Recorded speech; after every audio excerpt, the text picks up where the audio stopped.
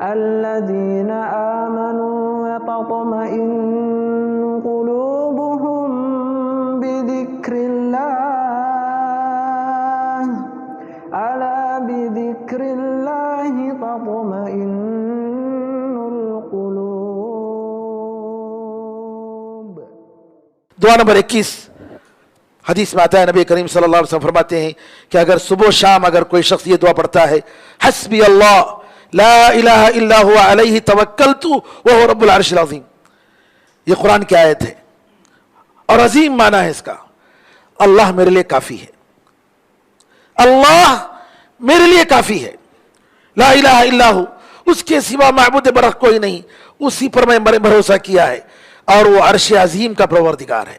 حدیث میں آتا ہے کہ اگر کوئی شخص 7 مرتبہ پڑھتا ہے، دنیا اور آخرت کے سارے مسائل اس کے حل ہو گئے. 7 مرتبہ صبح و شام اگر کوئی پڑھتا ہے تو دنیا اور آخرت کے سارے مسائل حل ہو گئے. 22 حدیث میں ابو ہریرہ رضی اللہ عنہ کی حدیث ہے کہ نبی کریم صلی اللہ علیہ وسلم کے پاس ایک شخص آیا، کہنے لگا اللہ کے رسول کل رات مجھے بچھو نے کاٹ دیا اور مجھے بڑی تکلیف ہوئی. تو نبی کریم صلی اللہ علیہ وسلم نے فرمایا کہ اگر تم شام کے وقت یہ دعا پڑھے ہوتے تو کوئی چیز تمہیں تکلیف نہیں دیتی. کیا دعا؟ اعوذ بکلمات اللہ التامات من شر ما خلق، اللہ تعالیٰ کے مکمل کلمات کے واسطہ دے کر میں اللہ سے پناہ مانگتا ہوں ہر اس چیز کی برائی سے جس کو اللہ نے پیدا کیا ہے، ہر مخلوق کی برائی سے میں پناہ مانگتا ہوں. کہا کہ اگر تم پڑھ لیتے کوئی چیز تمہیں نقصان نہیں پہنچاتی. اور اسی طریقے سے اس کے بارے میں یہ حدیث بھی آئی ہے کہ نبی کریم صلی اللہ علیہ وسلم نے فرمایا کہ اس دن کوئی زہر والا جانور جو بھی اگر کاٹ دے تو کوئی نقصان نہیں ہوگا. سہیل بن ابی صالح کہتے ہیں، اس حدیث کے راوی جو تابعی ہیں، کہتے ہیں کہ ہمارے گھر والے اس کو سیکھ لیے تھے اور وہ پڑھتے تھے. تو ایک کام کرنے والی لونڈی اس ایک دن جو ہے اس کو سانپ نے یا بچھو نے ڈس دیا، لیکن ذرا بھی اس نے تکلیف محسوس نہیں کی.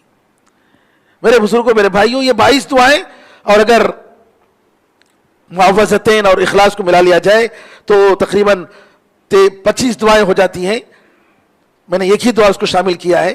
کہنے کا مطلب یہ ہے ان دعاؤں کو اگر کوئی شخص یقین کے ساتھ، شبہ کے ساتھ نہیں، پتہ نہیں ہوتا کہ نہیں کی فائدہ کیا کہ مولوی صاحب بولے پڑھیں گے، نہیں، یقین کے ساتھ اگر پڑھتا ہے اور معنی اور دل بھی اس کے ساتھ رہتا ہے، معنی سمجھ کر پڑھتے ہوئے لا الہ الا اللہ وحدہ لا شریک لہ لہ الملک ولہ الحمد وهو علی کل شیء قدیر، ضرور انشاءاللہ نبی کریم صلی اللہ علیہ وسلم کی بات کبھی غلط نہیں ہو سکتی.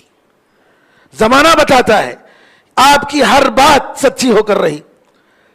اور جیسا کہ جن لوگوں نے تجربہ کیا ان لوگوں نے بتایا کہ ان دعاؤں کی وجہ سے اللہ تعالیٰ کے فضل و کرم سے ہمارے سارے مسائل حل ہو گئے. اللہ سے دعا ہے کہ اللہ تعالیٰ ہم سب کو عمل کی توفیق عطا فرمائے. آمین ارحم الراحمین. بارک اللہ لنا ولکم فی القرآن العظیم ونفعنا وإیاکم بالآیات والذکر الحکیم. انہ تعالی جواد کریم ملک والرؤوف رحیم رب حلیم.